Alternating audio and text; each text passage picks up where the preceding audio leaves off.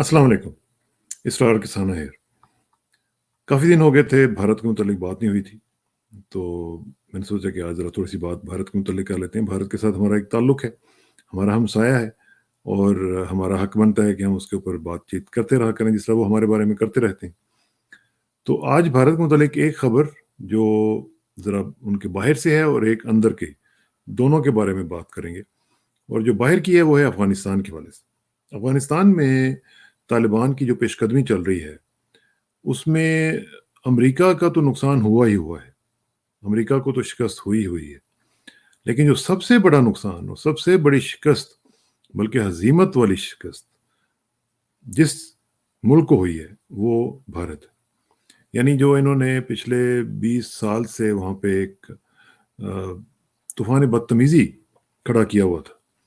पाकिस्तान के खिलाफ वहाँ पे साज़िशें हो रही थीं, पाकिस्तान के डोसियर्स भी दिए और क्या-क्या नहीं किया इन्होंने। और वहाँ पे जो पाकिस्तान के डिस्ग्रंटल्ड एलिमेंट्स थे, उनको मिला के इन्होंने पाकिस्तान के अंदर कितनी दहशतगर्दी शुरू की और अभी तक भी चल रही है। तो अब वहाँ पे ये बोरिया बिस्तर इनको गोल करना पड़ गया है और जितने भी इनके कौंसल खाने थे वहाँ पे, जितने भी वहाँ पे इनके ऑफिसेज़ इन्होंने खोले हुए थे, घरों में भी, जहाँ-जहाँ पे भी ये थे, वहाँ पे अब इनको अपनी जान के लाले पड़े हुए हैं और मुख्तलिफ जगहों पे जो अपने इनके कौंसल खाने हैं, उनको ये बंद कर रहे हैं, सो कॉल्ड।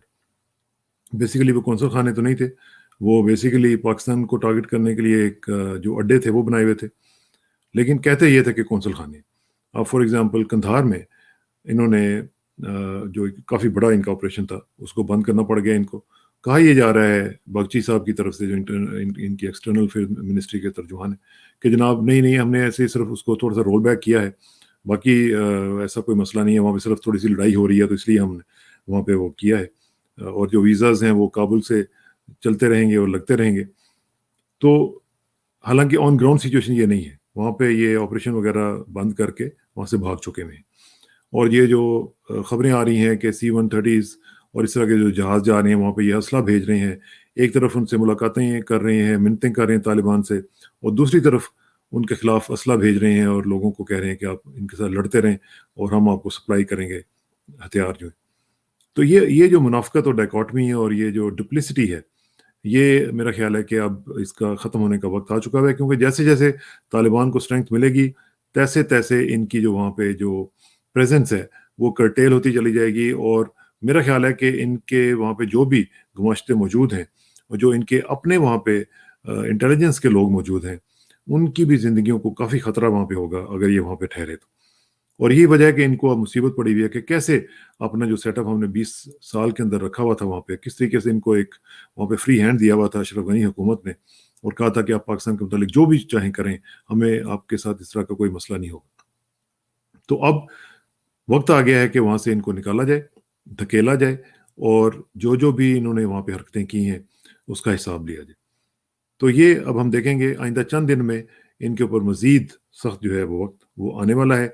और अगर इन्होंने वहाँ पे फिर भी कुछ लोग रखे, जो कि ज़ाहिर है कि अफ़गान गवर्नमेंट की उसकी आशीर्वाद के साथ ही रखे जाएँगे, तो वो लोग जो होंगे, वो बहुत बड़े ख़तरे में होंगे, क्योंकि वहाँ पे जो हालात हैं, वो दिन-ब-दिन इनके लिए अब ख़तरनाक होते चले जाएँगे। और अवाम का जो एक मुस्तकबिल है, वो इंशाअल्लाह सूरज की तरह ताबनाक होगा इंशाअल्लाह, बहुत जल्द। तो दूसरी बात जो है, दूसरी मैं आपको बताता हूँ जो खबर है, वो अभी आपने रिसेंटली देखा होगा, मैं बल्कि आपको दिखाता हूँ। अभी आपने देखा होगा रिसेंटली प्राइम मिनिस्टर मोदी ने अपनी कैबिनेट को रीशफ़ल किया है, और रीशफ़ल किया है जिसमें उन्होंने, ये मैं आपको दिखाता हूँ, ये बल्कि इसको बड़ा करके दिखाता हूँ ताकि आपको पता चले कि ये जो खबर है, ये बेसिकली किसकी है? ये द इंडियन एक्सप्रेस की है, ठीक है जी। ये खबर है जिसमें उन्होंने ये कहा है कि PM Modi's new council of ministers. अब आगे जरा पढ़े आप। 42% have criminal cases, 90% are millionaires. इसका बैकग्राउंड मैं थोड़ा सा बता दूं कि जब ये रिशफल हो रहा था, तो ये कह रहे थे कि जनाब बहुत ज़बरदस्त कैबिनेट हम लेके आ रहे हैं, जिसमें गरीबों की नुमाइंदगी होगी, और जनाब जो दलित्स हैं और जो शेड्यूल्ड कास्ट के लोग हैं, उनकी नुमाइंदगी होगी, और हम बदल देंगे भारत को। ये ज़रा बदला देखें आप, कैसे उन्होंने कैसे बदला है भारत को, कि 90% जो है ये मिलियनेयर्स हैं। یہ کہہ رہا ہے، اخبار کہہ رہا ہے، اور یہ کوٹ کر رہے ہیں اس کی association of for democratic reforms کی رپورٹ کو، جو کہ ADR ہے، اور یہ ایک NGO ہے جو ان کے متعلق اکثر اس طرح کی رپورٹس دیتی رہتی ہے.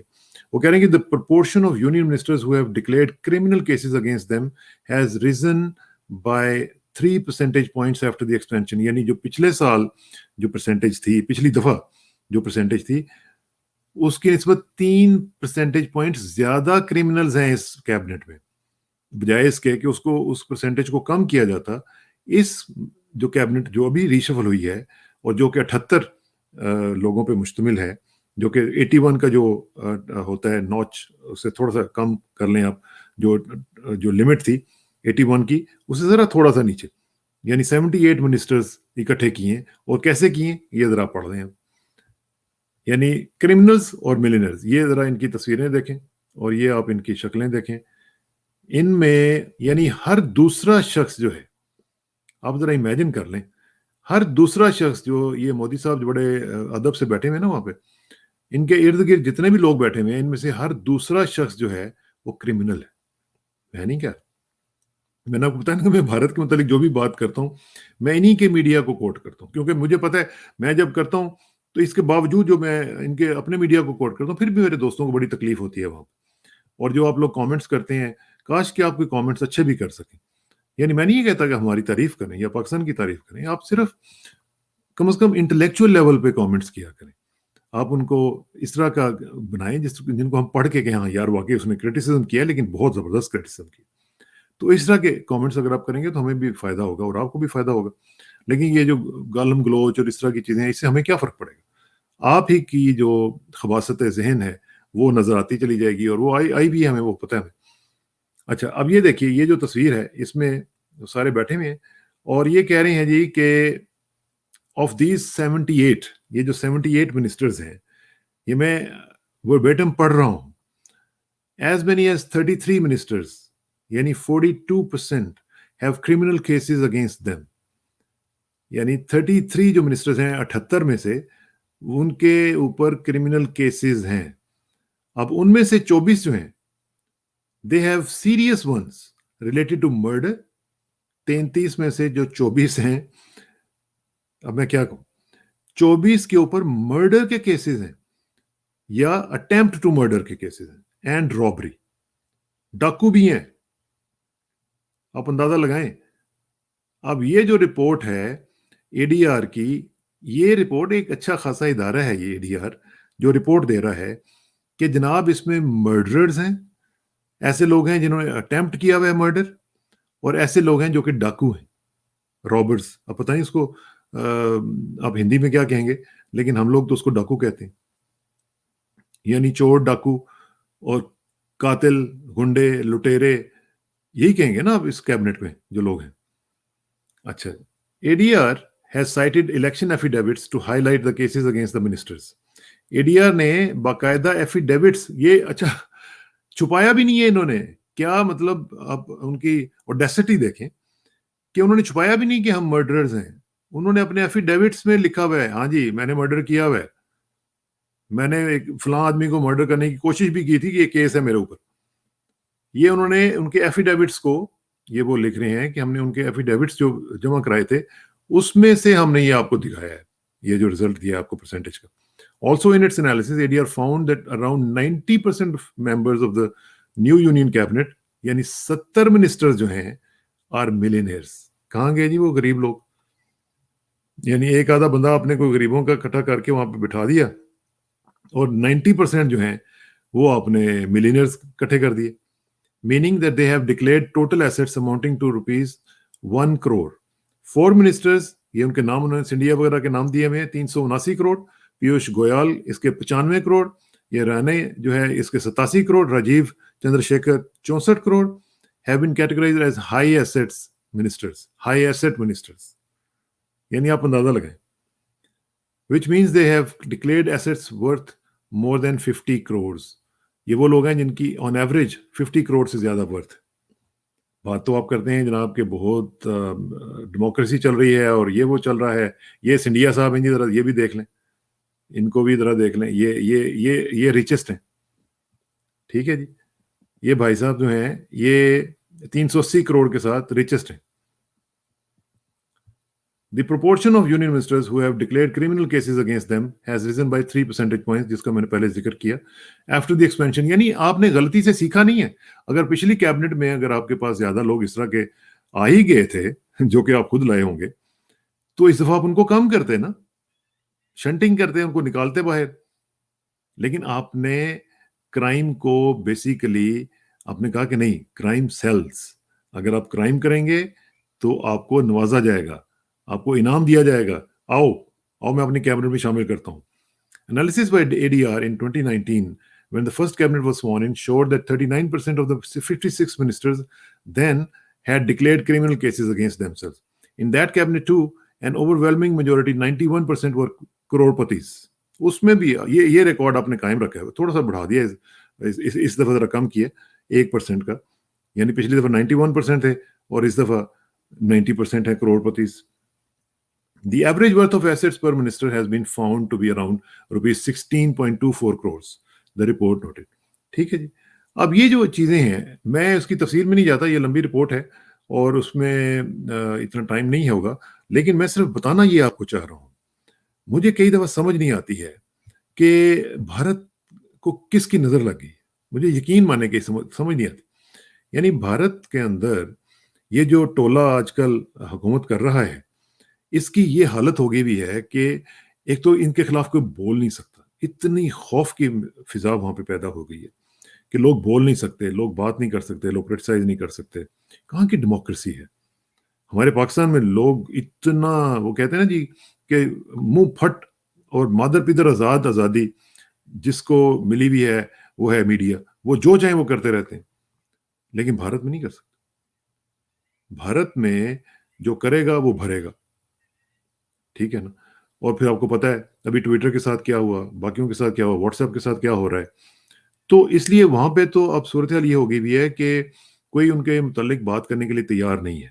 اور جو انٹرنیشنل ایجنسیز ہیں وہ اس لیے نہیں بات کرتے کہ یہ ایک بگر مارکیٹ ہے, اس کو ہم لوز نہ کر بیٹھیں. تو آج آگے کیا ہوگا؟ who will be the loser? The Indian public will be the loser. Indian people will be the loser. وہ لوز کریں گے اور آہستہ آہستہ ڈیموکریسی کا نام و نشان ختم ہوتا چلا جائے گا. اور وہاں پہ ہوگا یہ کہ ایک اس طرح کی میجورٹیرین گورنمنٹ جو ہے وہ لاسٹ کرتی چلی جائے گی, اور ان کا جو انفراسٹرکچر ہے, جو سوشل فیبرک ہے, جو ڈیموکریٹک جو ایک ان کی سٹینڈنگ ہے, وہ تباہ و برباد ہو جائے گی. تو اس لیے اس سے پہلے کہ ایسا ہو, میری گزارش آپ سب سے ہوگی جو میرے دوست بھارت میں رہتے ہیں کہ اس کے متعلق کچھ کیجیے.